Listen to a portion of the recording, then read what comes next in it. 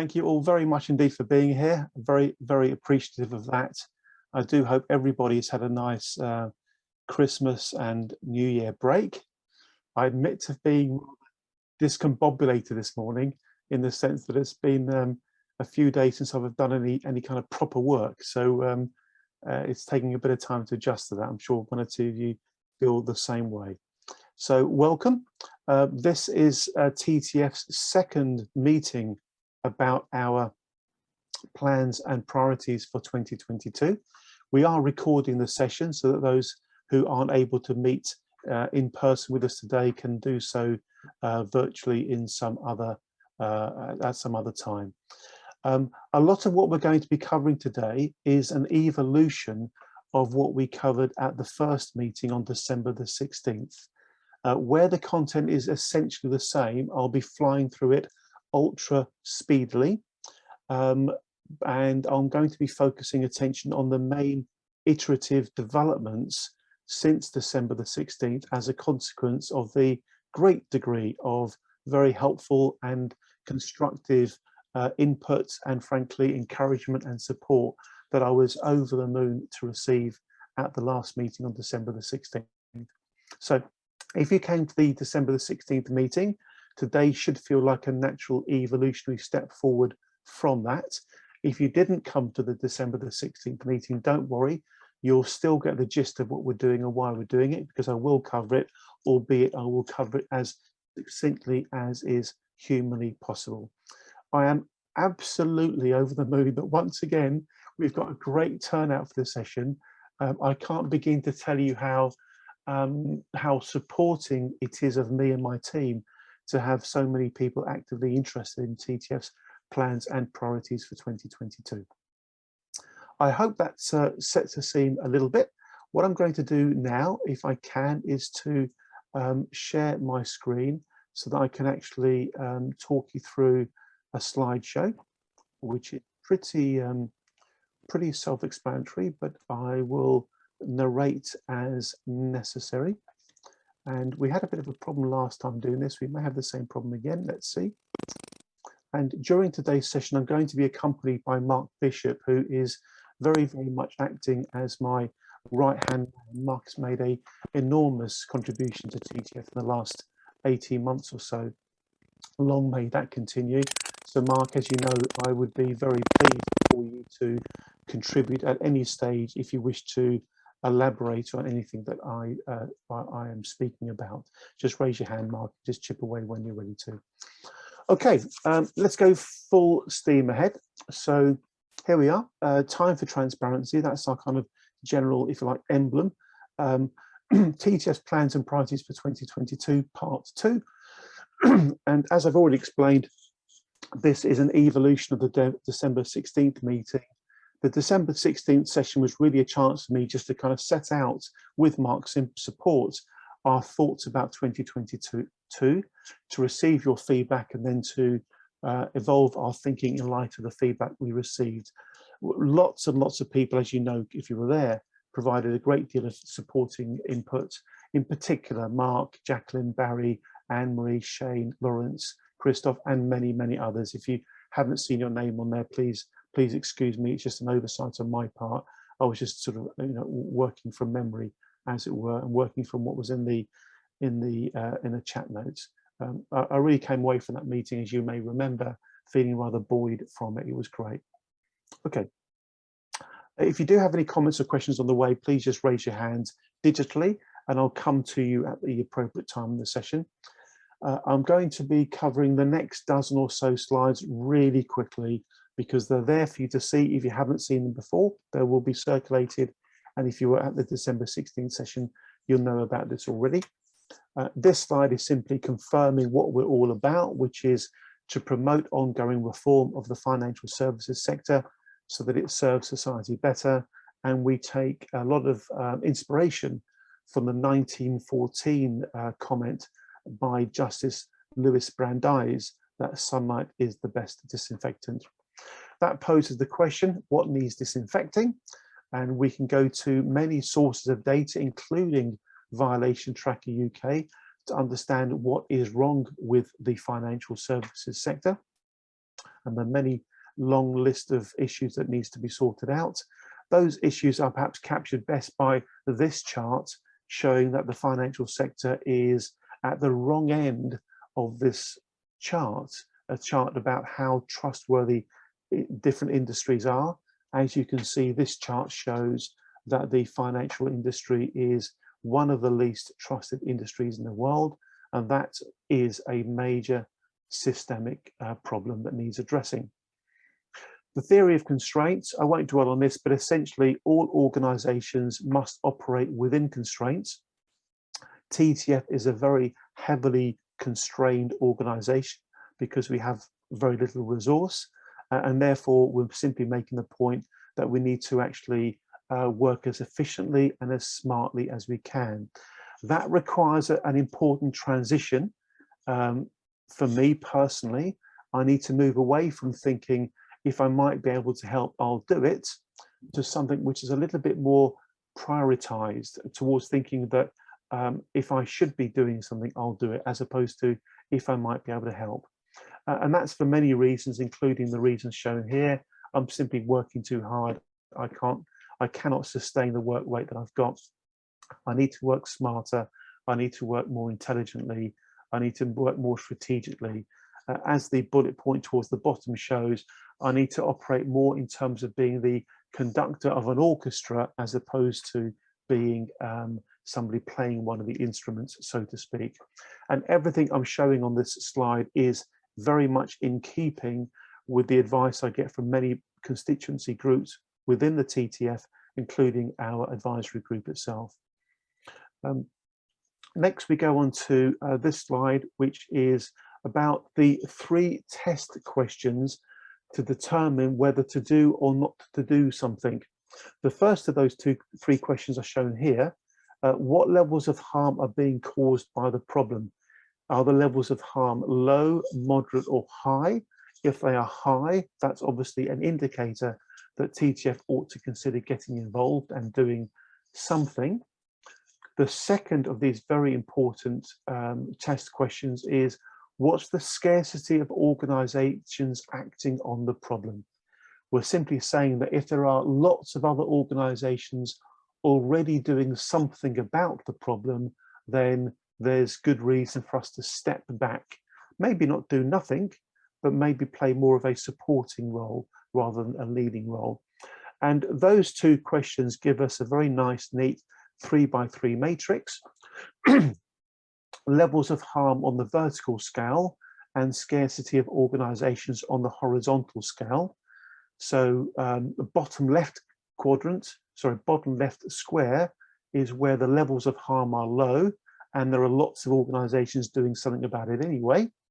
Top right square is where we have high levels of harm and very, very few organizations doing something about it. And that's kind of where we are.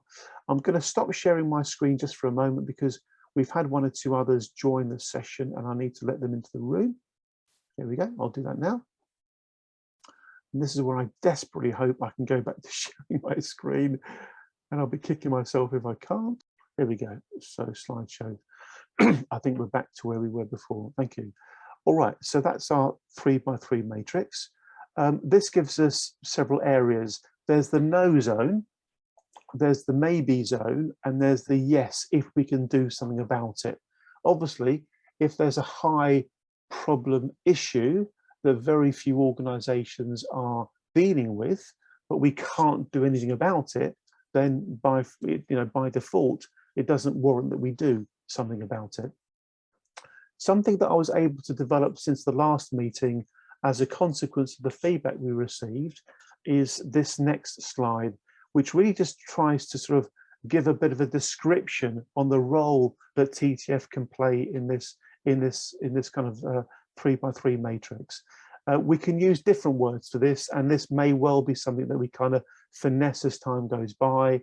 Obviously, this is pretty kind of gut feel. There's no real science to this, but bottom left-hand corner, given that there's so much to sort out, we're kind of taking the view that we should just probably ignore it. We've got 2 observe boxes. This is where something's of interest, but we're not planning to do anything about it. We'll just keep a watching brief. We've got follow and support at the top left and follow and support at the bottom right. This is where something is relevant, where we don't think we need to sort of play a leading role, but where we ought to do something to follow and support the work being done by others. We've also got 3 partner and collaborate boxes. This is where we are going to be actively engaged, but working strongly in conjunction with others.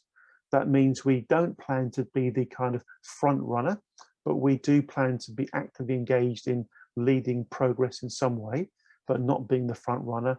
Whereas top right, that's where we think the levels of harm are high. There's very few or perhaps even no other organization actively dealing with the problem. And that's where we think by definition, we've got a real part to play if we think we can make a difference. So that's basically the 3x3 matrix. I'm going to kind of pause there just for a moment and just check in with anybody. Does anybody have any questions or comments before we move on? I'll just go to gallery view. Just wave your arm at me if you do want to say something. Otherwise, I'll swiftly move on. Mr. Neil Taylor, I'll go to you. Thank you, Neil. Please keep it nice and brief for me, Neil. That would be great. Thank you. And you need to also take yourself off mute so we can hear you. Thank you, Neil. You're still on mute, Neil. Your mute button's at the bottom left-hand corner. While we're waiting for Neil to sort that out, let's go to Mark. Okay, got it. Oh, go on, Neil, go for it. Yeah, I just thought maybe it'd be quite useful to have, once you decide which box you're going to put things into, how many of them fall under sort of major headings like insolvency, regulation, investment checking, or whistleblowers? You know, you should have sort of subheadings where you should prioritize and see where the effort should go, in what area, what field. It's really, that's the thing I would like to see, really, some sort of classification of it, really. Thank you. I absolutely get your point, Neil. That's very helpful. We start to deal with that in a few more slides' time, as you'll see, but I absolutely get what you're saying. Thanks, Neil. We'll jump to Mark Bishop. Mark? So, Andrew, I just want to say I think that last slide is really important.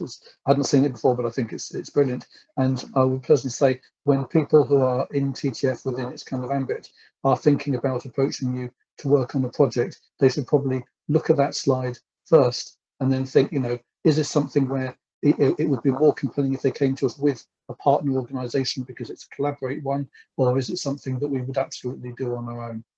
Yeah, thank you so much, Mark. And as you know, Mark, a lot of the thinking in this presentation is based upon the guidance I've been getting from various folks, including yourself, over the last couple of years. And what I've actually found, Mark, and I was actually finishing the slides this morning, I've actually found that by articulating our thoughts in slides, it actually brings to the front of the mind some obvious actions. Like, for example, we can start identifying which organizations are the organizations we ought to partner and collaborate with, and we can do that in a very kind of open and a very structured way. This exercise is proving mind-bogglingly positive for me. It really has, Mark. Thank you. I've noticed Antonio's kind thought in the slide. The slide should read 2022. Of course, I will rectify that as soon as I can. Okay, I'm going to jump back to sharing screen if I can, and carry on with where we got to so far. Okay, so we're now showing the third test question. Just to recap, the first one was about how much of a problem is it? The second question was about, are there loads of organizations already doing something about this? The third question is, what is our capability? Now, capability is an important word here. That speaks to the idea of what is our expertise in this area? Have we got the resource, be that operational resource or even financial resource, to do something about it? Have we got the network? Have we got the people? Have we got the bits it's going to take to actually make a difference? And the idea is that the greater our capability to make a difference in an area, the greater the size of the blob it would appear on the chart. And that takes us to this idea. Very simply, and I'll go to, I will briefly explain this in more detail shortly, but very simply, we think there is a big blob in the top right-hand corner that is almost kind of by definition TTF's kind of niche or sweet spot or purple patch, call it what you like, a great big blob in the top right-hand corner. And it's all about issues related to regulatory failure. Now, at the last meeting on December the 16th, I went through the following slides in quite a bit of detail. I'm not going to do that today. They're there if you want to look at them, if you haven't seen them before, because they will be circulated. I'm just going to give you a really quick whistle-stop tour through the rationale behind why we have put regulatory failure in the top right-hand corner. Okay, so here we go. Basically, we've come to the conclusion that if the regulators were doing their job properly, many of the issues that TTF is dealing with would be being dealt with already. So by definition, it follows that if we have a regulatory framework that isn't functioning successfully, that's going to be a fundamental problem that does need to be sorted out. We really do believe that not just in the UK, but internationally as well, there is systemic regulatory failure taking place. We believe that a lot of that is due to the very successful lobbying and campaigning of the regulators by major powerful organizations such as the banks, but also, and this is a point that came out at the last meeting, I think it was Lawrence Wormald who made the point, we may well be underestimating just how much influence, for example, the Financial Conduct Authority is under as a consequence of input by, let's say, the Treasury. So we really do see the regulatory landscape as one of systemic failure. Of course, for the UK market, this means that the Financial Conduct Authority, being our primary conduct regulator, is remarkably significant. On this slide, I make the rather sad and sober point that when I first started running the TTF 6 or so years ago, I really did think that the FCA was a big part of the solution. I have, for reasons of evidence, which I'll share with you shortly, I have over the last 6 years come to the conclusion that the FCA and its failings are very much a part of the problem. And that is the sad conclusion I personally have come to over the last 6 years or so. The FCA and its issues. Many of our members are people who have suffered as a consequence of poor regulatory enforcement or poor regulatory investigations, or regulatory failure of one kind or another. We've been exposed to a great big mountain of evidence around this regulatory failure theme from many different sources, including and especially as a direct consequence of the call for evidence about the Financial Conduct Authority that has been undertaken by the All-Party Parliamentary Group on Personal Banking and Fairer Financial Services, an APPG that the TTF is the secretariat of. But beyond that, there are many other sources of information. If you look at, for example, the Gloucester reports or the supposedly independent Parker reports, the written submissions from the call for evidence, the many video testimonies, the Swift review, even if we just look at the Swift review, it really does cause you to be rather concerned about just how influenced it appears the FCA has been through industry lobbying and perhaps even through Treasury interference, if that's the right word. In fact, I'm just going to try to click on here if I can. Yeah, this is a tweet, gentlemen and ladies, or I can't show it for some reason. This was a tweet that was all about the a question posed by James Hurley, a very respectable Times reporter. He put a tweet out last year. The question was, why have the FCA been influenced by the Treasury and by the banks? It really does cause great concern when the UK's primary conduct regulator has been shown in a high quality independent report to have been successfully lobbied by stakeholders, including the banks and the Treasury. The question James Hurley put was actually, why did the FCA lie about this? That really could not be any more damning. In fact, just staying with this theme about the IRHP review, we have an event all about it on February the 1st, 12 till 1:30. Moving on, there's huge amounts of evidence from the many events that we've run, the various interviews and the various videos and symposia that we've run. There's those there, and there's these as well. And we come to one simple conclusion. On balance, what does the evidence show? The evidence shows, in my honest belief, that any most reasonable, independent, unconflicted, dispassionate, and objectively minded people who evaluate the mountain of evidence about the FCA that is now coming to the surface would come to a similar conclusion to us, which is that there's something seriously wrong at the FCA. I'm going to repeat that. There is something seriously wrong at the FCA. It's not just TTF who think this way, but there are politicians thinking exactly this way too, and many other stakeholders as well. There's a long list of its issues here. I won't go through those because you can read those in your own time if you haven't seen them before. And the list carries on. The important thing to stress here is the vast majority of the FCA's employees are very good people, very good, competent, professional, ethical people doing the best job that they can do. But, and this is a serious point, they are in effect held back by the organisation that they work within. And that's why there is such concern about the FCA. I'm going to ask Mark Bishop to speak to this particular point, as he did at the last session. Most, if not all of you, will be aware that there is already a transformation project underway to do with reforming the FCA. We believe we have very good reason to not place a lot of confidence in that exercise. And Mark Bishop will now kindly elaborate on why that is our thinking. Thank you, Mark.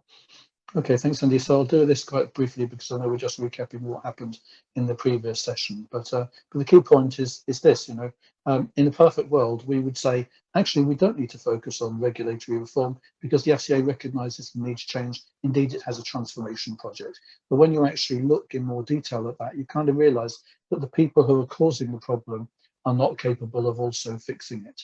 So, for example, back in December of last year, we know that Megan Butler was appointed to lead the transformation project, but in fact she was specifically named in Elizabeth Gloucester's report about LCF as being one of the executives responsible for what went wrong. Had Raj Parker also named the executives responsible for Connaught, he would have named Megan Butler because I personally, as leader of the action group, dealt with her extensively during that time. So she was a causative factor rather than a solution. She recently has announced her intention to leave in spring of this year, but her appointment is in fact almost more controversial. It's another insider, Emily Shepherd, who is currently in charge of the authorisations division of the FCA. But unlike Megan Butler, she'll just be doing this job on the side. She'll continue to perform her existing role as her main job. Now, if you look at the Treasury Committee's recent evidence session with the FCA's leadership, it was very clear within that there are extensive problems in authorisations. And I would kind of humbly suggest that Emily Shepherd has a very, very full-time job ahead of her with no certainty of success, simply trying to fix that division, never mind trying to fix the entirety of the organisation. Of course, the main problem is that Nikhil Rathi's own background is to a degree conflicted and certainly subject to groupthink. He used to be a Treasury executive.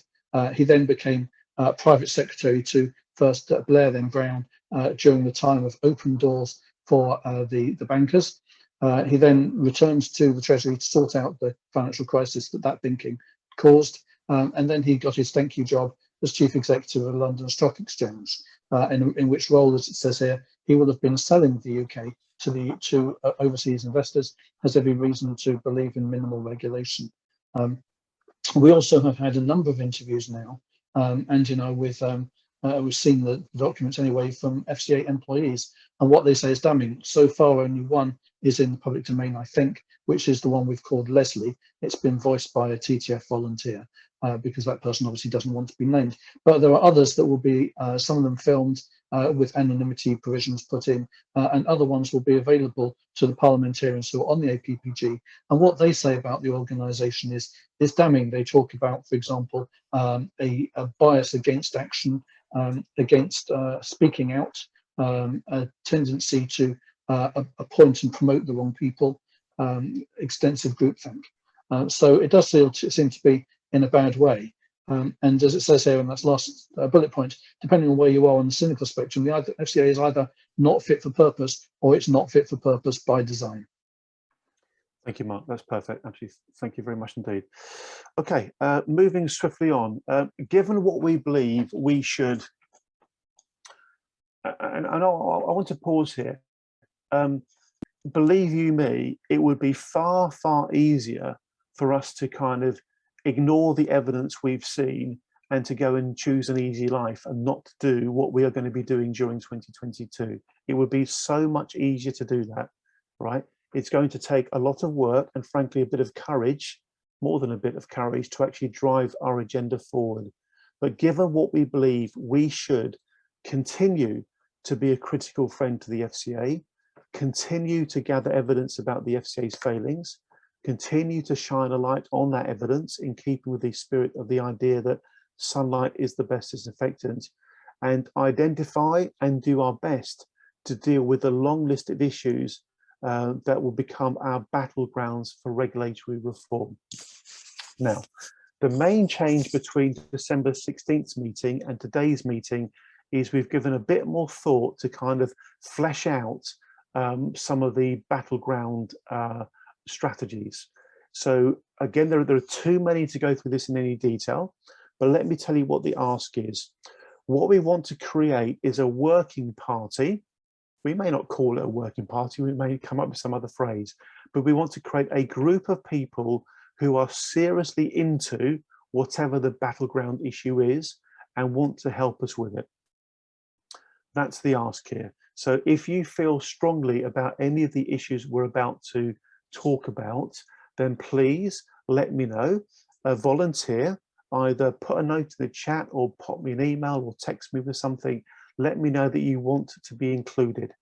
There is no limit to how many of these battleground working parties you can be part of. You can be part of 1 or 2 or 7. It really is entirely up to you, but only step forward if it's a matter that you feel quite strongly about. That way you're going to be committed and we're going to end up with a real dream team of people who want to do something about it. Now, one of the most important tasks of the working parties is going to be to produce a policy paper on the issue.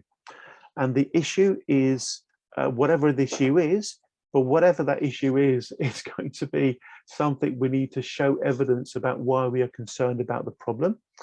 So, what is our goal? Why do we want to do something about it? And how can we go about doing it? These policy papers do not need to be particularly long. They could be 2 or 3 or 4 pages of A4. They don't need to be, laden with detail. It's just to give us a framework, a frame of reference, a term of reference that we can refer to. So I'm going to start going through them now. And please, the question really is not so much the detail of what's shown in the slide, but whether the issue is something that you personally feel quite strongly about. And if you want to get involved, then let me know that you'd like to be part of the volunteer group, the working party that's going to be dealing with this matter. So, and by the way, they're not in any order. We can think about ordering them in due course. We can think about putting each one of these issues on the chart. We can do a lot of finessing with our thinking, but the key question is, do you want to help us with this particular issue? So the first one I'm mentioning here is the idea that there have been many catastrophic regulatory failure cases, such as Blackmore Bond, such as Collateral, Premier FX, Lending, Funding Secure, and many, many others, where there has not yet been a proper independent investigation. And that's vital. I'll stress in relation to Connaught, I see there's a typo on the way I've spelled Connaught there, but forgive me for that. In the case of Connaught, there has been an investigation, but we now know from the evidence that's been gathered since it was published that it really was not suitably independent. And if anybody wants to know why that's our conclusion, they're welcome to get in touch if they'd like to. So the first one is, would you like to be involved in the working party that's going to be driving forward the idea that there are several independent inquiries that ought to be carried out? The second is about the FCA's complaints and compensation scheme. Long story short, summer 2020, TTF through Mark Bishop became aware of an attempt by the FCA to water down its complaints and compensation scheme. We jumped on it, so too did other organisations, and frankly, we are very concerned that the FCA is attempting to water down its complaints and compensation scheme in an attempt to even further insulate it from any proper accountability. That's a big concern. So if that's of interest to you, then again, step forward and become part of the working party. The next is about opposing the competitiveness agenda. So again, long story short, because of Brexit, the UK needs to, quite rightly, define its regulatory stance on key issues and its approach to key issues. Within the current proposals, there is what is being described as a competitiveness agenda. The competitiveness agenda on the surface sounds, all hunky-dory. It's a bit, what could be wrong with competition? But actually, the real agenda, we believe, is to deregulate. And this would lead to a race to the bottom. There are many organisations who are equally concerned about this, including very well-established organisations such as the Finance Transformation Network, which is led by people from the Finance Innovation Lab and also Positive Money. So if you want to help us fight against the attempt by the system to actually water down the efficacy of our regulatory framework, please do step forward for that if that's of interest to you. The next one is about the general idea of improving the governance, transparency, scrutiny and accountability of the FCA. We think that the many flaws in the FCA's approach to things is largely because it's not been held in check effectively for several years. Net result is it has huge amounts of power without enough governance, transparency, scrutiny or accountability. This project group will be looking at what's being done in other countries to manage the problem, and we can certainly look at Australia.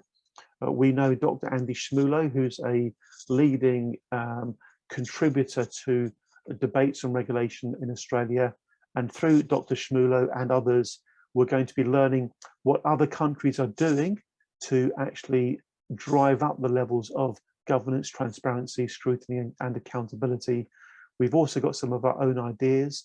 In fact, what I'd like to do is pause there and invite Mark Bishop once again, if you don't mind, Mark, just to kind of quite succinctly give a brief overview of the sorts of ideas we have in place for this level of additional oversight. Thank you. Yeah, thank you. So as many of you probably know, there's an organisation established in Australia recently called the Financial Regulators Assessment Authority. And this is basically a little panel that kind of sits above their regulators, particularly ASIC, and keep an eye on whether or not they are performing their statutory functions, whether they are subject to regulatory capture. It was the idea of Andy Shmulo, who has come to a number of our events and I think is a remarkable man. And if anybody here hasn't heard him speak, if you get an opportunity, please try to do so. And really, some time ago, I took that idea and thought about how it could be applied to the UK, added a number of things to it, because I think we probably have a much more powerful financial services sector and much greater degree of regulatory capture and probably negligence too, and came up with a proposal which I call the Financial Regulators Supervisory Council, FRSC.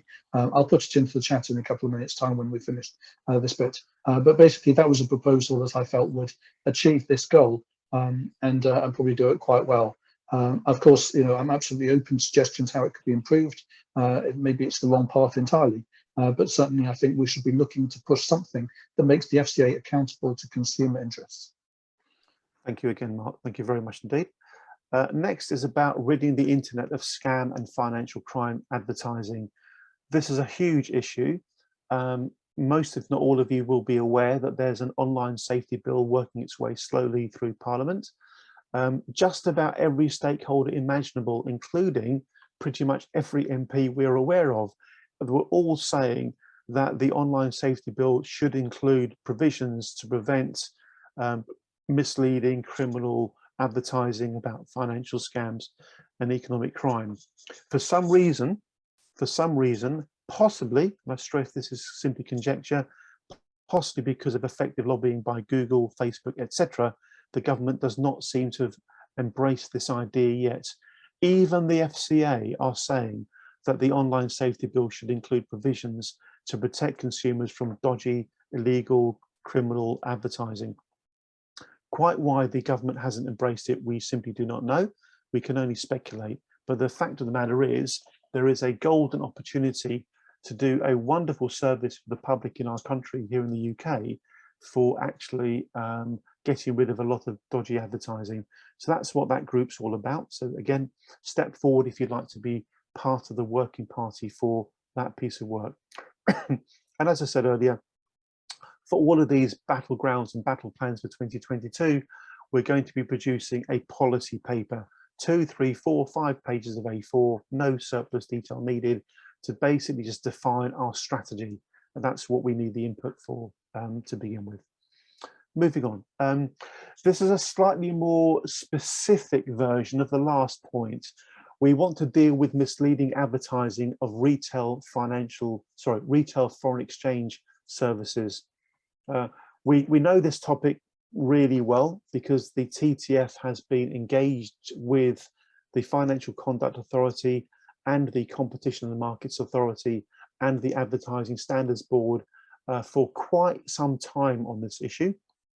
Again, I'll give you the long story short. The long story short is there is misleading advertising about foreign exchange. We've alerted the authorities, i.e. the FCA. They haven't done what they should be doing. And part of the problem, frankly, is that the Financial Conduct Authority is now responsible for this area. It used to be the responsibility of the Advertising Standards Board, and we have good reason to believe that the FCA has not delivered as it was expected to once they made their commitments about what they would be doing in this space. I see Pauline Creasy has raised her hand. Pauline, over to you. Hi, thanks, Andy. So I didn't mean to interrupt your presentation. I just wanted to flag up. I just wanted to say something about two things, really. Your fourth battleground and your fifth one, which is now the FX services. I just wanted to say, I think you perhaps need to also include here, or consider including here, the fact that FX is a huge area and a lot of firms are getting into it. I don't know whether Paul Carley is on the call, but he will tell you about what a lucrative business it is. Yeah. Most of these firms are small and medium firms, and they're not regulated. So although they get authorized, they are not regulated. And I've been through personal experience of that. That's what led to the Premier FX, fraud scam. So just wanted to flag that up, that perhaps we also bring in the fact that retail FX services are rarely regulated, because most of them fall into the small and medium firm category. And it's just a massive area. Most of the scams that we were talking about earlier, Lendy, Collateral, Premier FX, they were all falling into this small, medium, and even LC&F. They're all falling into the small and medium firm category, where the FCA has admitted on record several times they are not regulating them. This famous expression, light touch regulation. Yeah. So I just wanted to flag that up on that. And then just going back to your previous battleground, if I may just say about the online safety bill, this is an area where I think we could really prise open the doors at the FCA, our sort of transparency task force, and really show them that how helpful we could be to them, because they feel very strongly about this, particularly in the enforcement and market oversight area. And they have an immense frustration with the parliamentarians and also with the Treasury on this subject. And I don't know whether any of you probably did, you listened to the evidence on the 8th of December when the FCA executives were there. It came up again about the fact that the FCA actually paid Google £600,000 Yes. to assist the FCA. And the MPs were just appalled, absolutely appalled on the Treasury Committee that we should be paying Google, who are a massive wealthy company, to try and persuade them to stop advertising, which is basically scamming people. And they still haven't got to the bottom of that. And it's actually developing into quite a nasty argument between the FCA and the Treasury Committee. So I just feel we could be extremely useful here, because I don't know whether you heard, but the Director of Enforcement actually expressed indirectly some frustration about the fact that he had made speeches about the fact that the online safety bill should be much better and should include the financial advertising that's going on online in a big way and make it a major part of it. Yeah. And an MP on the Treasury Committee asked him and said, well, have you actually communicated this to the people who are responsible for that bill? Have you had a meeting with them? And what transpired, it seemed like they're all making speeches and kind of like shouting in their own arenas, the Treasury, Parliament, the FCA, but they don't actually get together to discuss it. And I think we could be which sounds very strange, I agree, but it struck me, they kept saying, well, I've made public speeches about this, meaning, in other words, that the MPs should be hearing it. And maybe they should, and maybe the civil servants should be hearing it. Maybe they are. But it strikes me, if I was in that role, I would be writing a letter to whoever was responsible for that bill and making sure I then had a follow-up meeting. And I think this is somewhere where we could actually be an invaluable tool, because we're kind of neutral. And, and we could really do something very significant here. So sorry for talking for so long, but just wanted to get that across before I forgot about it. Thanks, Pauline. I appreciate you doing that. You've really brought the matter to life. You really have. Pauline, obvious question is, please, you don't need to answer it now, but please give some thought to you getting involved in some of these working parties, because we could really do with your input for sure. Thanks very much indeed, Pauline. That was great. That was great. I'll jump back to where we got to, which was there and then there. The next one's about authorised push payment fraud. We are very, very lucky to have Richard Emery as a very active member of the TTF. Richard is one of the leading campaigners in this area. He does a great job dealing with authorised push payment fraud for various people he's helping. We really do want to make sure, first of all, that the banks and others are doing what they are already legally obliged to do. Again, long story short, we don't think the banks are doing what they have signed up to do. That's a problem. In addition to that, we think the bar should be higher than it is. We think the banks could be doing a better job of protecting people from being scammed through authorised push payment fraud. Next one is about basically highlighting the human cost and suffering due to failings by the financial services sector and its regulators. You may be aware that the Transparency Task Force is partway through producing a white paper. We had two wonderful interns working with us, Kerry Jones and Robert Lynham. They've done an amazing job gathering input from various stakeholders, including scam victims. It's all been put into a white paper. We're going to be presenting the white paper on the 1st of March, and it's going to become the kind of the spearhead for our campaigning in this space. What we're basically trying to do is to make people understand that it's not just the financial losses that impact people who become victims of catastrophic regulatory failure. The emotional, psychological, family impact is the bit that's not being properly documented or charted or written about, and that's what this paper is all about. That's what this working party is going to be dealing with. The next is the Financial Services Compensation Scheme. We think it is grossly unfair, and we think it is a cop-out. I'll elaborate. It's grossly unfair because if you were running an immaculately operated financial services firm, you always did the right things, you always had your clients' interests at heart, you never broke the rules, you know, you were a shining example of how it should be done, your firm would still be paying a fortune in terms of the Financial Services Compensation Scheme levy. We think that is fundamentally wrong. We think it is completely unfair and unjustified. However, even more importantly, the FSCS levy is a regulatory failure tax. What we mean by that is the size of the levy is driven largely by the scale of the problem of regulatory failure.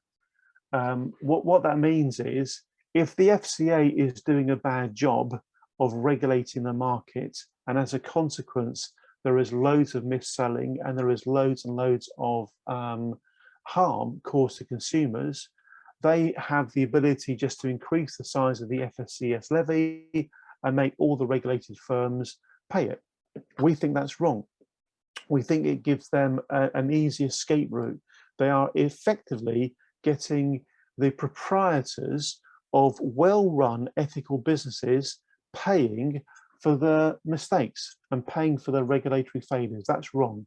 I would be, you know, several dozen times during the course of 2021, I had conversations with people who are really good financial planners or really good wealth managers who are experiencing a huge amount of discomfort and pain because they're spending a fortune on the FSCS levy, even though they run really good organizations.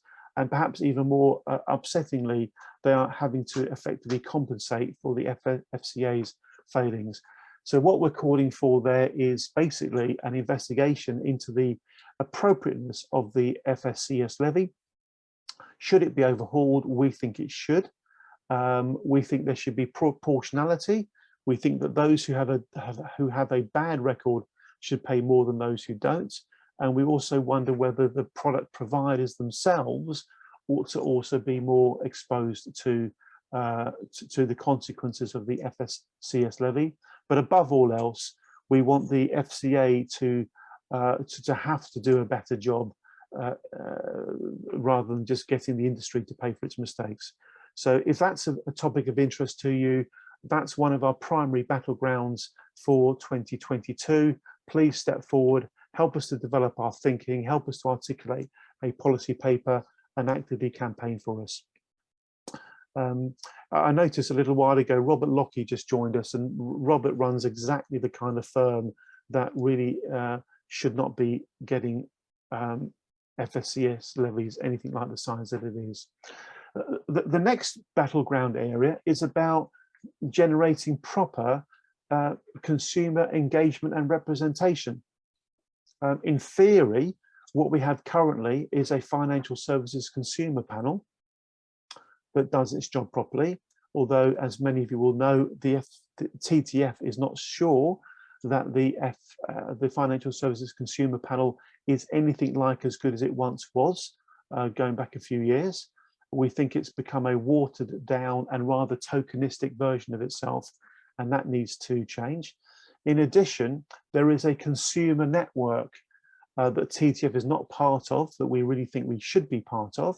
And we think that the consumer network is also failing to properly represent the consumer's interests and failing to properly engage with the regulators in a more challenging way. Basically, what we think is that the FCA tends to stage manage the workings of that particular network, and arguably even the Financial Services Consumer Panel itself. So if this is an area that you feel interested in, then step forward, help to develop our thinking, help to articulate our policy, and get involved. The next is about the revolving door problem. The revolving door problem is an apex problem. What I mean by that is that it is a problem that leads to many, many other problems. If you don't know what it's about the idea that senior people from regulated organizations go to then work at the regulators and vice versa. We have this revolving door of senior staff. It means that people who were once regulating become the regulated, and people who were once regulated become regulators. And the net result is conflicts of interest, or rather the risk of conflicts of interest, and also the risk of regulatory capture. Mark Bishop mentioned Dr. Andy Schmulo earlier, who happens to be something of an expert on this particular topic. He always makes the point at our events that regulatory capture is an inevitable possibility in any regulated environment, but he always makes the point that for the financial services sector, it suffers more from this problem than any other industry. The good news is there are things that can be done about it. There are things happening in the USA and also in Southern Korea and other parts of the world, South Africa as well, where a regime is being put in place to mitigate the potential adverse consequences of the revolving door problem. I'm pleased to say that we are in dialogue at the moment with a member of the European Parliament based in Italy, and also an organization in the US to galvanize some support for some ideas around that problem. And I'm very encouraged by the early signs of it. So that's the revolving door problem. Next, we've got the Nolan principles. Now, no time for any detail here, but it's very, very clear that over recent years, there is reason to be concerned that the Nolan principles, which are all about conduct in public office, may have been broken or may have had the potential for having been broken. We think that the Nolan principles, which are essentially a code for people in public office to live by and work by, we think they're very, very important. And we want to make sure that we do everything we can to make sure that the Nolan principles continue to be taken seriously.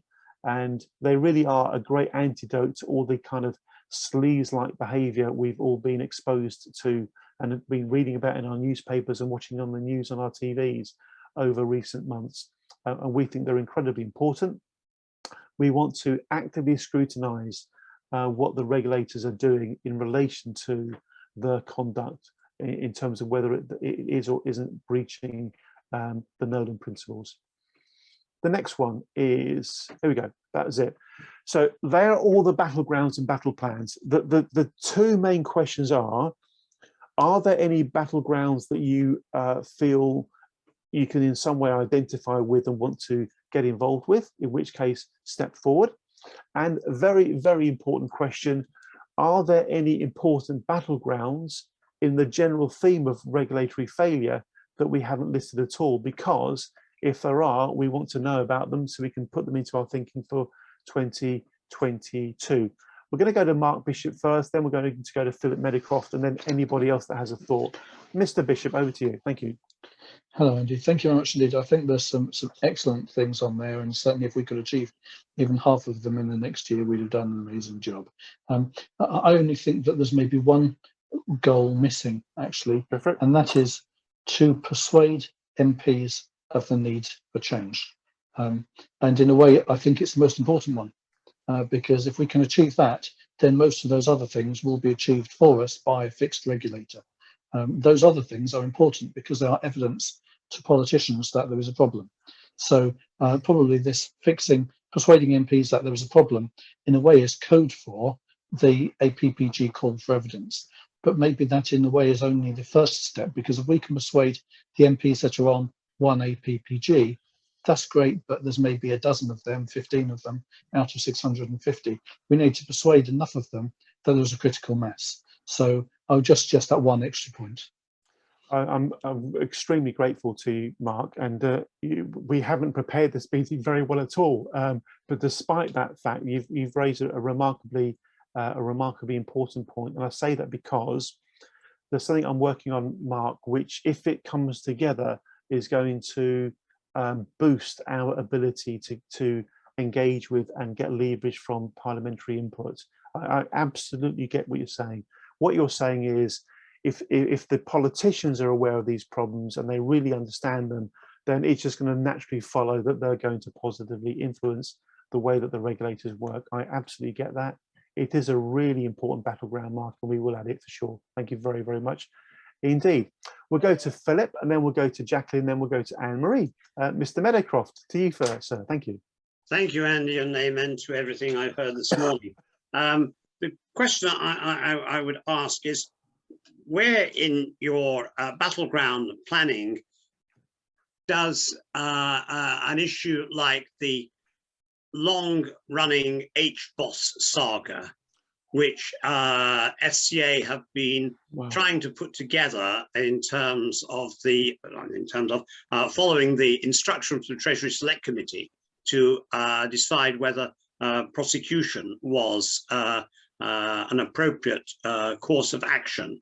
That is still hanging fire, I think, after about 5 years. How do we pull that sort of, and there may be other issues as well, how do we pull that out of the FCA?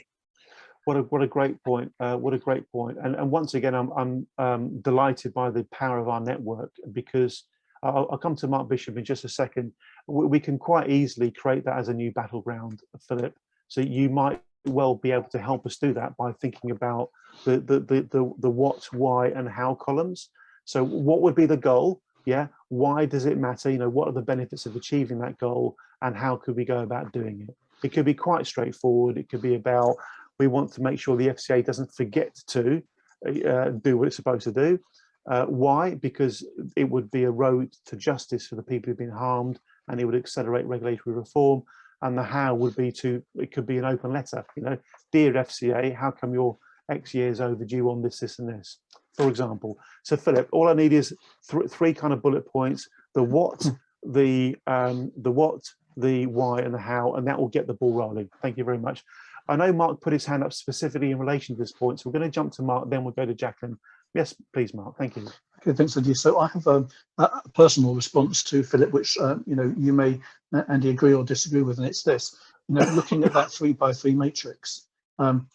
This is bank misconduct towards SMEs is clearly very important. So it's in the right-hand side, but there are other organisations that do it as well. Not many. They don't have a huge amount of money. So this, I would personally suggest, is a thing which we would do by partnering with others. So the obvious other to partner with is the SME Alliance. Another one, also very important, is the APPG on fair business banking. And indeed, you know, we are partnering with those people in terms of reactions to the SWIFT report. And we can also partner with them in terms of HBOS Reading and, you know, many other, RBS GRG, many other cases of banks behaving badly toward SME owners. I personally don't think we should be doing it on our own. And that's purely because there are other organisations that have at least as much reach and expertise as us, but we can act as a catalyst. Perfect, perfect, perfect. Thank you very much. I completely agree, Mark. I completely agree. That was really useful exchange. Let's go to Jacqueline Hill. And Jacqueline was one of many people that really helped a great deal at the December 16th meeting. I have listened to your input, Jacqueline, including some of the wording on our on some of the phrasing we've used in the slides. Hope you've noticed that. Jacqueline, over to you. Hi, thanks, Andy. And I put something in the chat as well about one of the current slides, so can't help it, can't help myself. Three things really. One is my initial reaction to that set of battlegrounds is it's still an enormous agenda. And I think it's possibly an agenda that's going to extend way beyond 2022. So my question would be, is there an additional layer we need to put on this, which is about urgency? Is there something about linking with either the parliamentary or the sector calendar, things that are happening anyway that we could piggyback on, bandwagons we can leap on? So there's something there about marrying the battleground agenda with what's going on externally in terms of calendar and urgency. The second thing, completely different, is thinking about other campaigning organizations that I'm involved with. One of the things that Survival International does very well is send out regular, please can you send this email or some form of these words to these people. And it just struck me that providing you've got the groups working on specific battlegrounds, but you've also got a load of troops, including myself, underneath. who perhaps wouldn't necessarily fit into one of those specific battlegrounds. Yeah. If you sent me a please send this to your MP, I would send it. Got it. Got it. Got it. Okay. And the third thing is, in terms of getting politicians on board, I wonder if we can offer things like politicians briefing, training, whatever it is. So if a politician is really interested in a particular issue but doesn't really understand it, not that they'd admit to it, but never mind, is there something that we could offer on a regular basis, either a one-to-one or a group, just something that says, if you don't understand it, come along and this free webinar. I'll shut up now. Three absolutely superb bits of input. I'm joyously excited about idea number one, because you're right. We've got the 3 test questions. There should be a 4th question. We've got question about how much harm, question about how many other organizations are doing stuff. We've got a question about what's our capability of doing something. We haven't got the 4th question, which is there a time-sensitive reason to get stuck into this now?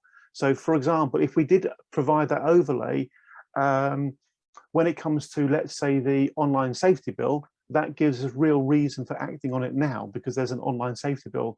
Next year, there's going to be some stuff about the economic crime bill. It's going to give us this urgency.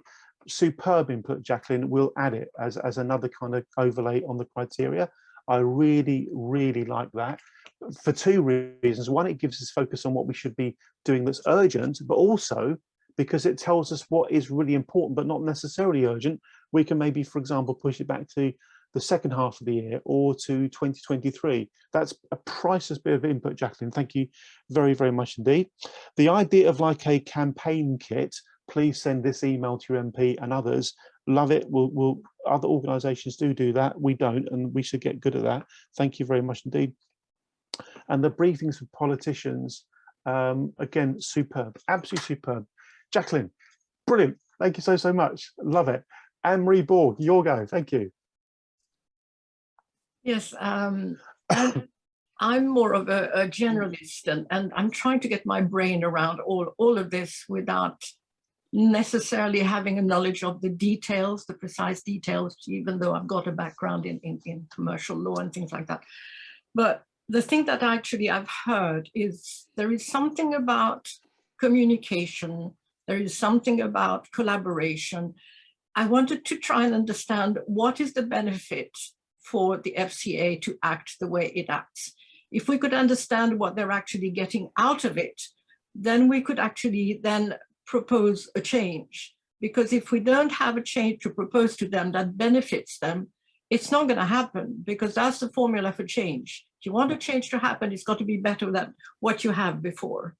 And if we could identify what there is that actually is working for them in this way, then we can offer a challenge. We can offer something which is better. Yes. And I don't know how to express it in another way. I work with change in this way. It doesn't work if people are not willing to change, because it doesn't serve their purpose.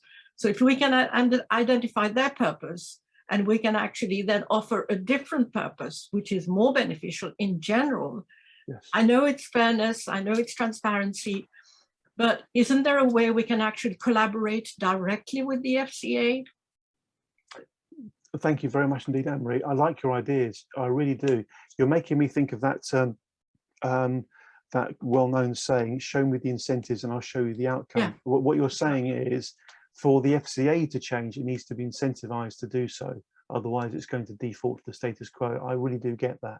Yes, and we need to be precise in what there is possible, what is possible to change. So. Yeah, and my suspicions are that within the answer to that very probing question you've put, we have issues such as the revolving door problem. You know, we've got issues such as you know, very effective industry lobbying and these sorts of things. I've made a note, Anne-Marie. This is definitely something. It might be very naive, but my approach is a very general kind of communication, transparency, etc. Yeah. That's how I work. So I get that. I get that. Mark Bishop sometimes talks about game theory and game strategizing. But Mark, would you like to add any thoughts you may have in response to what Anne-Marie just said there, in terms of us better understanding the organization that we are trying to change, and through that improved understanding, having a better chance of actually getting it to change? Anything to say to that, Mark? Yeah, I'd like to respond to that and also maybe add a couple of points to what Jacqueline said earlier, if that's okay. So, so taking the first of those, which is Anne-Marie, I think I would distinguish between the people who work in the FCA and the people at the top of the FCA. They are different entities and they are subject to different incentives. The people who work in the FCA are a mixture of people who just want to turn up and do their job and be paid for it, and people who actually want to do a good job. So the people who want to just get away with it, those are the people who you either need to remove from the organisation, which obviously they will resist, or you need to turn them. You need to say from now on, the incentives are all in favour of doing a really good job. The people who already want to do a good job, they are the people that you should be promoting.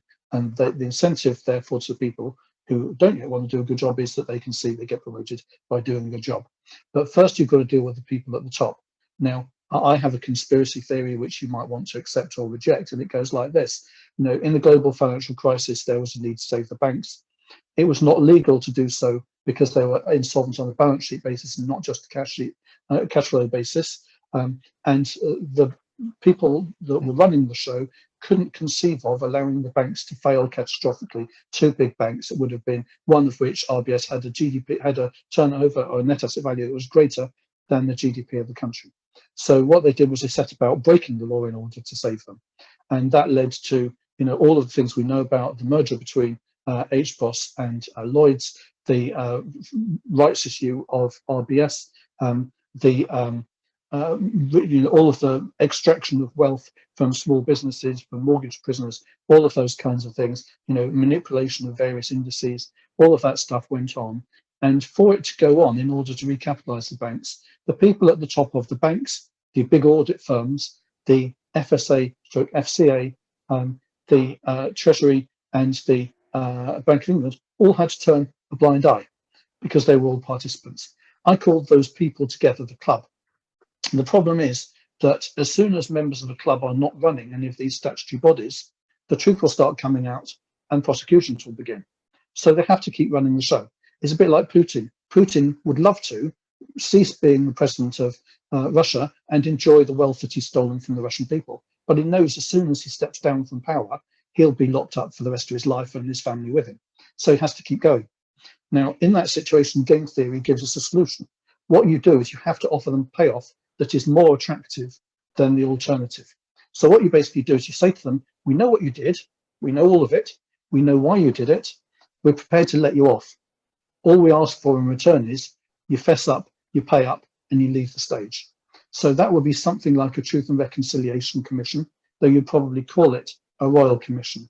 I believe that this will happen at some point because I believe eventually enough of those people in the club will either retire or die that other people will start taking over. And as soon as they perceive that that will happen, they will want to cut a deal. I think that you can accelerate the date on which a deal is cut, and the SWIFT review is one possible solution to that. Because what SWIFT shows is that the FCA or FSA together failed to investigate what happened in IRHP mis-selling and failed to institute a satisfactory redress scheme, but it had no reason for doing so. There was no rationale. It speculates that it did so because of Treasury and bank lobbying. It doesn't matter whether that's right or wrong. Misconduct in public office, the criminal offence, occurs when the officers of a statutory body fail to use their statutory powers willfully and without reasonable excuse. And I believe that that test is probably met by what happened in this case. So one of the offers could be, you know, we'll turn a blind eye to any criminality if there is satisfactory redress scheme for the IRHP victims. So I've spoken for a long time. I don't want to kind of keep speaking, but I'd like to come back to talk about Jacqueline Hill's comments later on, if that's okay, because I think there were some good things in there. Please do, Mark. Thank you very much indeed. We're going to go to Leslie Kerwin. Leslie, and by the way, Anne-Marie, thank you so much because your comments stimulated that very helpful conversation. Thank you again, Anne-Marie. Leslie Kerwin, thank you. Thank you, Andy. I just wanted to support what Jacqueline said in that I think that obviously there is a massive amount of stuff that is happening that the Transparency Task Force would like to help to stop. But I still think that, unfortunately, you've got too many battlegrounds. Right. I think that it's a huge amount to take on. And some of them, frankly, look to me as though they overlap quite a lot. Yeah. The scams, the very first one that you introduced, in some ways you could argue that scam adverts, FX services, authorized push payment fraud, all of those, and really the human suffering come under the same heading. And I wonder whether you're just taking on too much by devoting individual battlegrounds to all those areas. I may be wrong, and that's just my first instinct. And because I'm worried still that, you know, you are going to have too much of a burden by organizing too many different battlegrounds or getting other people to do that. And so that's really my fear about this, that there will be quite a lot of overlap if you're not careful. And I'm sorry to strike a slightly negative note, but I think we just need to be very careful about you and your time as a resource. Thank you very much. I'm going to get to John Howard in a second, who wants to say something following on directly from what you've just said. I really am actively listening to every word that you're saying, Leslie, and everybody else's as well. It's quite remarkable that having gone through this process of kind of deciding what our priorities are, we end up concluding that actually there are so many priorities, there's still so much to do. The list just gets longer and longer and longer. It makes me wonder how many TTFs the world needs. Perhaps what we should do then, Leslie, as we go through those battlegrounds, is identify where we can rationalize and maybe where we can group some of them together. That could be the way forward there. And because we've now got our matrix, our 3x3 matrix, there's a bit of logic in my head that says, is the harm enough to warrant taking action? And are there so few organizations doing something about it that warrants TTF getting involved? So whereas this time last year, I didn't have that kind of cognition about the issue, I do now. In other words, what I'm trying to say to you is, I think there's a much stronger basis for me to say, no, we won't do that because it doesn't meet our priorities right now, than where I was this time last year. And in so many ways, your comments kind of summarize the exact reason why we're having these meetings. And thank you very much indeed, Leslie. I could see John waving his hand as you were speaking, so I'm assuming John wants to say something directly relating to that. Mr. Howard, please introduce yourself. Thank you. Hello, everyone. John Howard. I chair the advisory group for TTF, amongst other things, and it would be lovely if more of you came along to some of those meetings, because we try and keep Andy in order and stop him trying to do too much, because that's one of the things that we feel we find we're doing a lot of the time. But I thought I'd just mention one thing that seems to pull a lot of what people have been saying together, and it also reflects on what Leslie was saying there as well. And it goes back to this idea of the Financial Regulators Assessment Panel, which Dr. Schmulo came up with. When I chaired the Financial Services Consumer Panel, I thought one of the obligations we had was to do that. So I introduced an assessment of the FSA, as it was then. The FSA was really upset about it, I have to say. They spent a lot of time trying to dissuade me from rating how well they'd done each year. Wow. But we persisted with it, and I produced one annual report which did that, and we rated how they'd done in each of a number of areas which we thought were important. I left the next year, and they immediately parachuted in an ex-colleague of Gordon Brown to chair the consumer panel, and he scrapped it, of course. So I wonder whether this isn't a way for us to tackle a lot of the problems that we see by doing this ourselves. Why shouldn't the TTF be the assessment panel for the regulator until, out of embarrassment, they decide to set one up of their own, which they feel they'll be able to control? But we could do it. And it would pull together all these different battlegrounds that you've been talking about. And as Leslie says, there's too much there. They overlap. If we did it as an annual report, it would focus all that. We might get more publicity. And the other thing that happened when I set this up in the consumer panel was that the regulator kept coming to us and saying, well, what are you going to say about this? What are you going to say about that? And in a desperate attempt not to be criticised, they changed what they were doing. It can be quite influential. So I wonder if this isn't something that the TTF should be doing on an annual basis. It sounds as if it might be quite a lot of work, but on the other hand, we're doing a lot of this work anyway.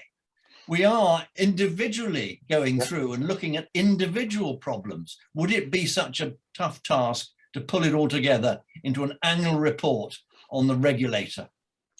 I think this is one of the best ideas I've ever heard, John. I really do mean that. It would have potentially so much influence, so long as we did it in a very evidence-based way, so long as we did it in a very grown-up and mature and scientific way, as long as it didn't appear to be some kind of underhanded attempt to embarrass particular individuals, etc., etc., etc. So long as we did it properly in a credible way, that could be remarkably powerful, remarkably powerful. And John, it's such a good idea. And given your experience, I know what you're going to say, Andy. Stop there.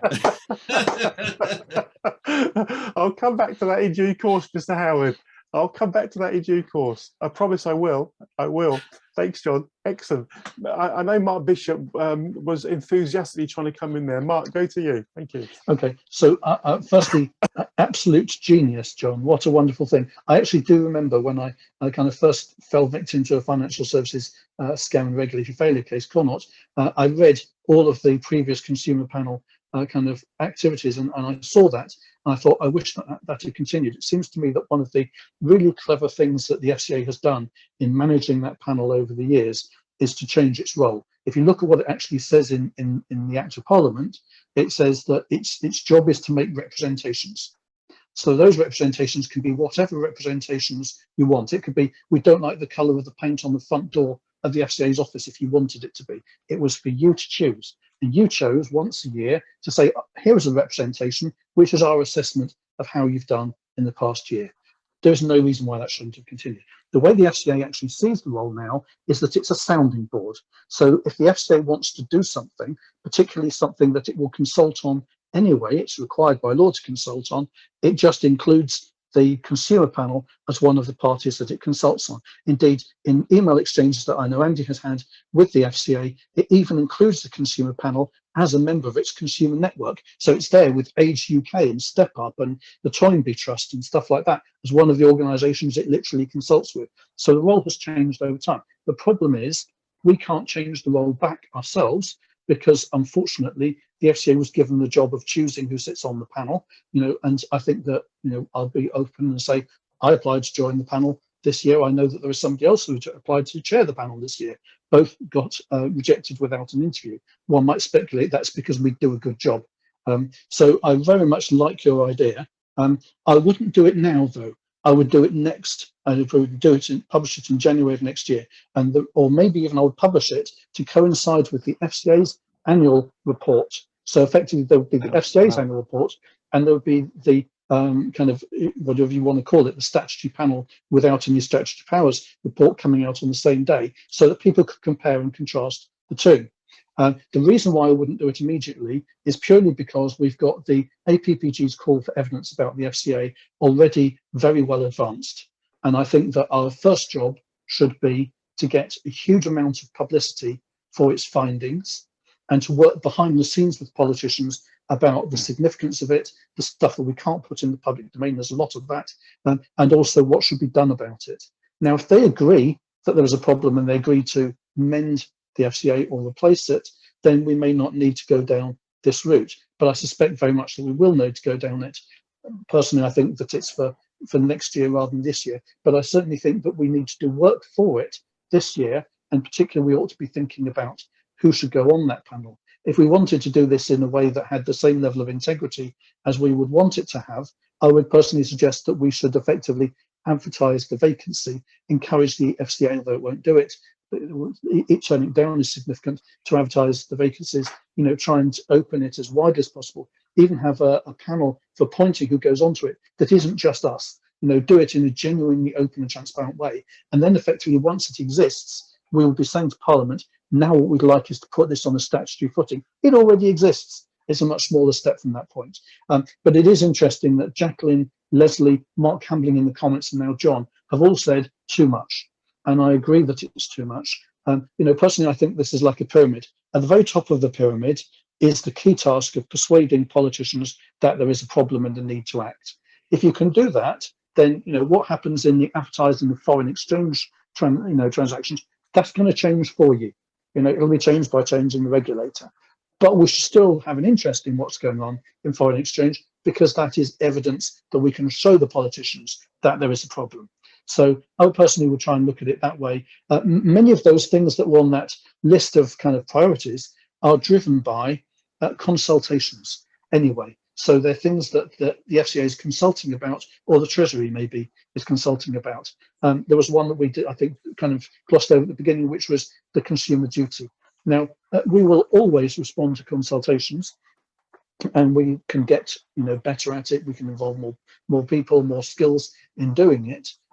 But I think that maybe what we could do with those priority things is to say, let's drive this mostly by what we do in consultation responses, except if there is something where there isn't a consultation response, but it's really important, and that's probably trying to get redress for the legacy victims of regulatory failure, or alternatively, where there isn't a consultation, or there is a consultation, but we don't get what we want. So an example of that would be on the consumer duty, where I'm sure that the FCA is absolutely determined that there won't be a private right of action, and therefore there won't really be what there should be, which is a duty of care. So maybe we just look at the exceptions there and focus on the big thing, which is trying to get politicians on our side of the fence. And one of the ways that we can do that, probably the most important way, once we've concluded the APPD call for evidence, is to come up with an alternative kind of oversight panel and operate that with an annual report. Thank you very much indeed, Mark. This really is input that is as rich as it could possibly be. John, thank you so much. I'm going to go to Sue Lewis. For those of you who don't know, like John Howard, Sue is a former chair of the FCA's Financial Services Consumer Network. Sorry, forgive me, former chair of the FCA's Financial Services Consumer Panel. And like John Howard, I'm very lucky to also have Sue on TTF's advisory group as well. So Sue Lewis, over to you, please. Thank you. Thanks, Andy. Just want to clarify that I was not the panel chair parachuted in by Gordon Brown, who abandoned John's wonderful system. I have my own ways of holding the FCA to account. They didn't like any of those either. I do think John's idea is a great one. And I kind of want to just briefly sort of agree with everyone who said this is a bit too much. And maybe it's something we can discuss at the advisory panel. But I think that, the progress you've made in setting out systematically how you might assess projects is really good. But we still need to find ways of getting you less work. Final brief point, you and I think Mark have discussed with Angela Eagle putting the Financial Services Consumer Panel on a proper statutory footing, because I think part of its problem is that it in effect operates, by consent with the FCA. And so if the FCA decides it really doesn't want a panel that can do anything useful, it can do that. If the panel had independent statutory objectives, then it would be much harder for the FCA to neuter it. Brilliant. Absolutely on board with that, Sue. Thank you so much. Thank you. Once again, these meetings are proving to be as overwhelmingly helpful to me as you can imagine, folks. This is really great input for me. Thank you very much. We're going to go to Mark Hambling, who put his hand up a while ago. Thanks for your patience, Mark. Sometimes Mark's signal isn't very good. Hopefully you can hear him today. And then we'll go to Pauline Creasy after Mark. Mark. Thanks, Andy. Yeah, I just wanted to say, somebody mentioned about, I think it was Jacqueline, about mirroring things that were going on in Parliament. And I've been trying to do that with my Premier FX liquidation group, track what's going on in the Treasury Committee meetings. As you probably know, they've got 2 open inquiries going on the FCA. One is to do with economic crime, where they obviously bring in fraud and online scams and online safety bill. And that, I think it's very important. That is running for 2 years, I understand. It started last year. And I think it'd be very good to tap into that and perhaps send letters before the next session so that they have points that we'd like to raise and the offer of our help. And they have an open-ended one, as you know, about the work of the FCA at the Treasury Committee. I personally think it's very important for TTF to get the Treasury Committee on board with what we're doing. I do actually think they're a very influential committee, because I do think we need to also consider the fact that HMT have a big role in how the FCA do their job. The HMT are responsible for the legal framework of the FCA. And I think, I agree with everything that's been said today. I think the FCA divided up into three groups. I think there are the men and women who are put there by banks because the banks want inside people. I think there are men and women there put there by HMT. And I think they're the two most powerful groups. And there's a third group of people in the FCA who genuinely want to try and do a good job, including some people at senior levels. And they feel compromised by what goes on. And they feel frustrated that the parliamentarians don't actually give them stronger laws. I've had that said to me several times while I've been the leader of my group. They feel that the laws, particularly on enforcement and to do with fraud and with interventions in companies that might be engaging in fraud, are not as strong as they would like them to be. And they feel that they've made recommendations to Parliament to improve upon that, and they've not been listened to. And I feel there's a huge frustration going on there. And I'm not sure, I think some MPs do understand it and do get it. And I absolutely support that we get more of them on board. But I also think, and I know that we're being recorded here, and I'm probably going to get shot down by somebody for saying this, not necessarily in TTF, but I assume it's going on YouTube. Yeah. I do actually think that some MPs are actually scared of the Treasury, and they do not want to raise their head above the parapet. I think there are some very strong influences from the Treasury in the FCA, although it's always denied. It's always said the FCA are completely independent. They're set up as a limited company. They decide on their business plan, et cetera, et cetera. But I know, I've been told that the Treasury has a very big say in what the FCA does and doesn't do. And when the FCA appear to intervene on some things and use their powers, and other times they have those same powers, but they're obviously told not to intervene, or they're advised, maybe we don't intervene here. And I've heard that from a very senior person in the Treasury, because he was trying to say to me, don't bash your head against a brick wall or waste your time. You know, this is how it is. And I think we need to factor into that and try and go in parallel with these Treasury Committee inquiries that are going on, know when their sessions are coming up, and try and get our thoughts and what we want to see with all the things we've been discussing today into those sessions, because I do believe they will listen. I think there are some good MPs on that committee. And then finally, I just wanted to say, I know Sue Lewis was speaking just now, and I would say that on the APPG, it'd be very important to get Sue's views about what it was like being on the consumer panel, because she was clearly there, and I would love to know about more why people like her were not able to get greater influence than we heard from John today. And I also think you've got to track down Harriet Baldwin. She's currently on the Treasury Select Committee.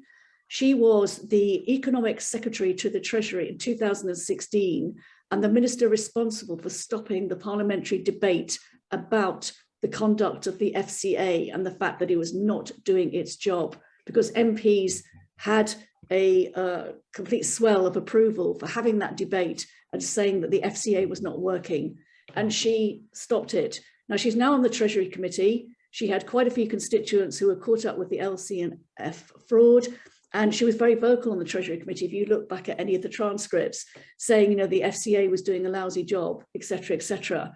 I think it'd be very good to talk to her and get her interviewed for the APPG inquiry, and just generally in terms of what we're doing, to find out more about what influenced her to stop that debate happening in 2016, because it could well have stopped a lot of the things that we're actually currently engaged in if that debate had taken place then and the role of the regulator had been changed, which a lot of MPs at that time wanted to happen.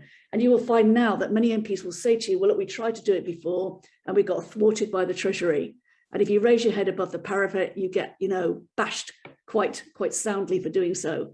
So we need to factor that into what we're doing and work with the Treasury Committee as a way of getting to the wider field of MPs would be my recommendation. So you don't have to agree with me, but I just thought I'd throw that out. Yeah, thank you. Again, that's helpful as always, Paul, and that really is helpful. Thank you. We're going to be finishing in roughly 10 minutes. Of course, if anybody needs to jump off now, then please do so. And thank you. If you do jump off now, thank you so much for being with us. It's been a great session from my point of view. I will be circulating the slides. I will incorporate the feedback and the ideas that have been given. Some of them are just off the scale brilliant, such as the ideas mentioned by John and also Jacqueline earlier today as well. I see Sue Lewis has put her hand up again. Sue, was there something else you wanted to say? I think so. You're on mute. Yeah, I just wanted to come back briefly on Pauline's point. I think it's I mean, I've worked in the Treasury as well, so I know how it goes.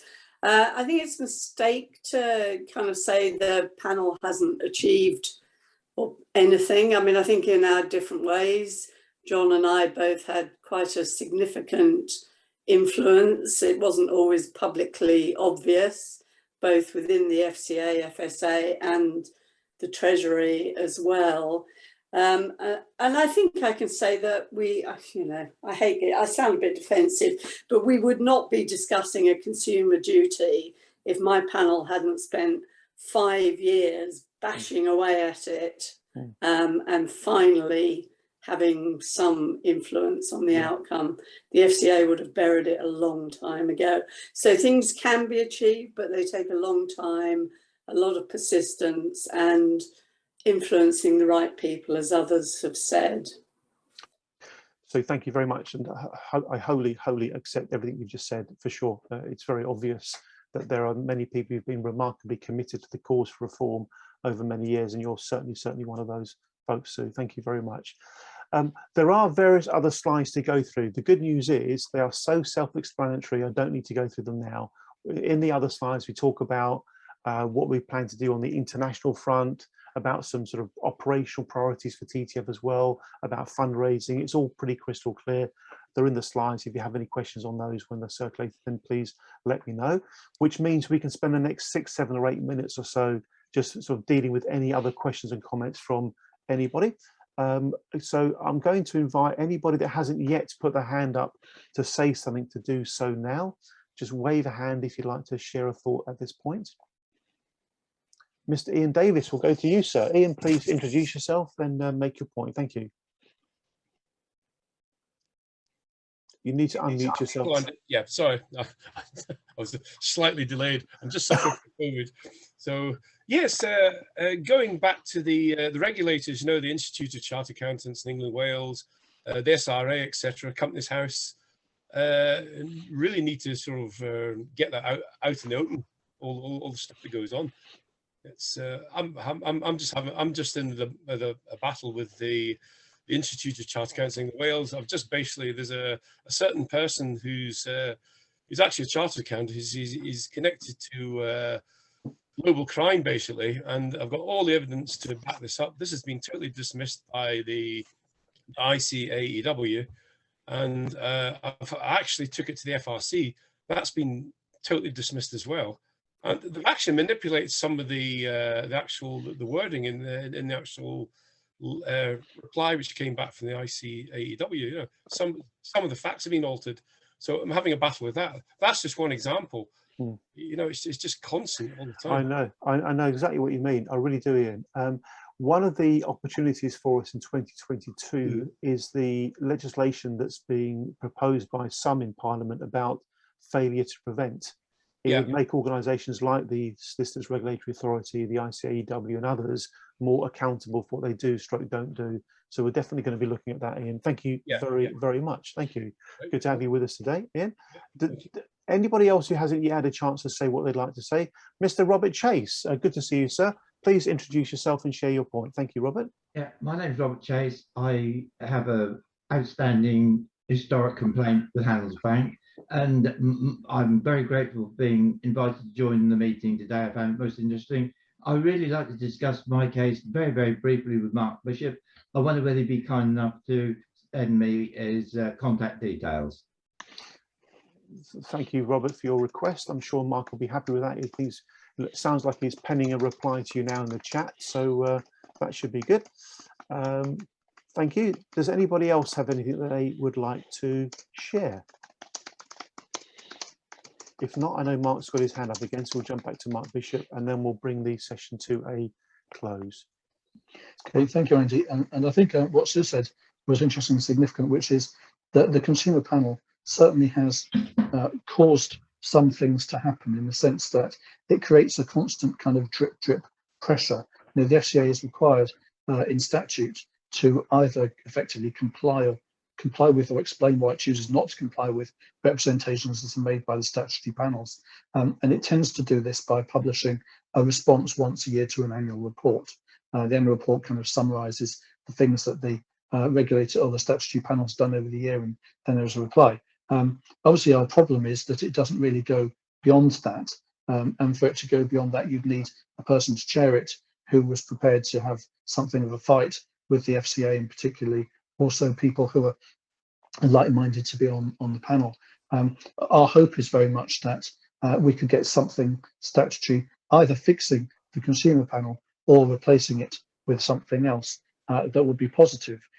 But actually what she said about this, how there is a kind of an influencing effect of the consumer panel, is interesting, because of course politicians also have an influencing effect. And I thought what Jacqueline Hill said very early on in this kind of set of kind of comments was very significant. We perhaps should pick up on it in more detail, which is how we interact with politicians. So, for example, if there is a major issue, one thing we could do is create a briefing pack that summarises our view on that issue. We could send it to all politicians, and we could offer those that are interested an opportunity to have a follow-up session. You know, we could maybe use constituents who have been victims of that particular thing where we know about them. So that might be that they don't get involved in any big, you know, working party or something, but they instead, you know, get themselves and others who are also victims of the same misconduct to write to their MPs. When I look at what happened last year, you know, for example, with the LCF and Connaught, you know, I have a vested interest because I'm a Connaught victim, but I would say the regulatory failure in Connaught is at least as bad as LCF. But the difference is they had 10 times as many victims. So pretty much every MP had a victim in the constituency, which was not true of Connaught. So I personally think that we should think about how we can have impact with influential stakeholders. If we did only three things this year, you know, one is the APPG. The second is, and it's called for evidence response. The second is begin to pave the way for a kind of, you know, an alternative consumer panel or whatever we're going to call it. And the third is to work on our relationships with politicians. I think that would be a year well spent. Superb, absolutely superb. Does anybody else have anything else that they'd like to share before we bring this session to a close? Mr. Nigel Cairns. Nigel was one of many people at the last session who gave us really valuable input. Nigel, great to see you with us again today. Over to you, Nigel. Thank you. Yes, I'm just thinking perhaps it would be a good idea if we had a list or a point of contact list for each constituency, which is synonymous with each MP, so that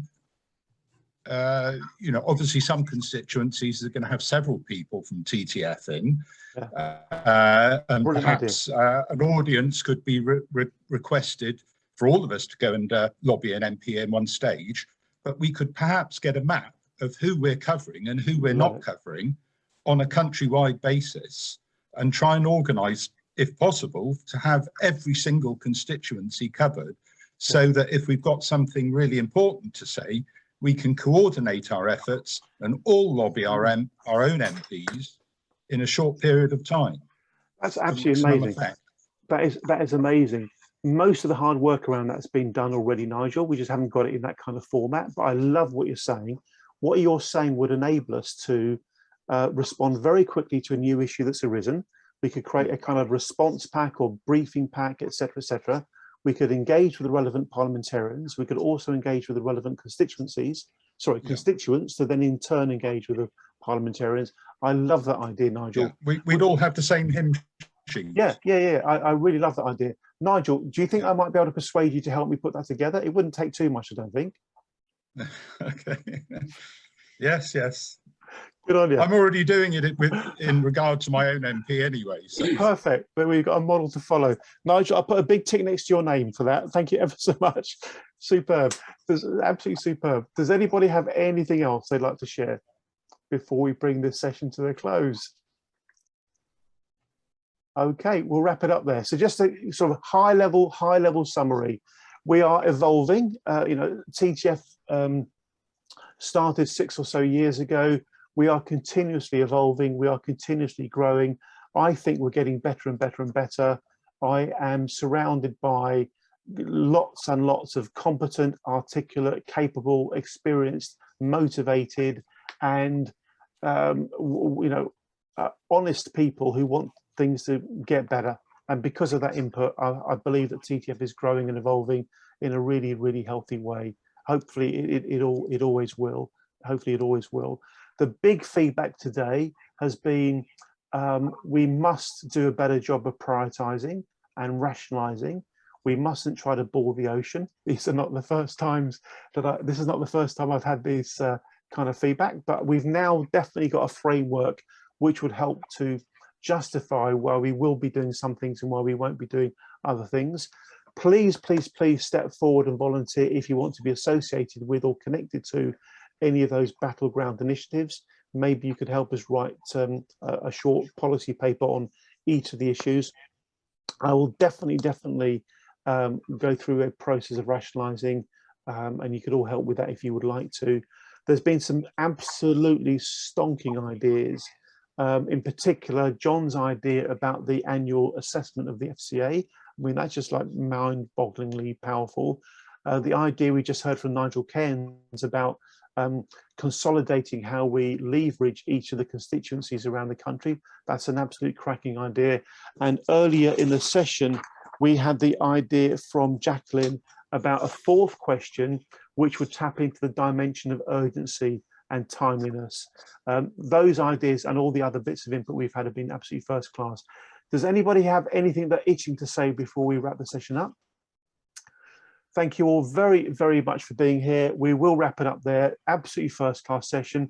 Great to see some old faces. Mr. Conley, lovely to see you today, sir. Really good to hope you have a great 2022. Thank you all very, very much. I'm going to spend the next 20 minutes calming myself down because my brain is spinning and spinning and spinning with positivity and ideas. And Harry Chime, thank you for being with us. It's probably past midnight where you are right now, is it, sir? It is. Great to have you with us. And Harry, looking forward to your help in leading the Australian TTF community moving forward as well. Thank you very much indeed, ladies and gentlemen. Thank you. Absolutely superb. Superb, superb, superb. Brilliant. Brilliant. Absolutely brilliant. Thank you very, very much. Thank you.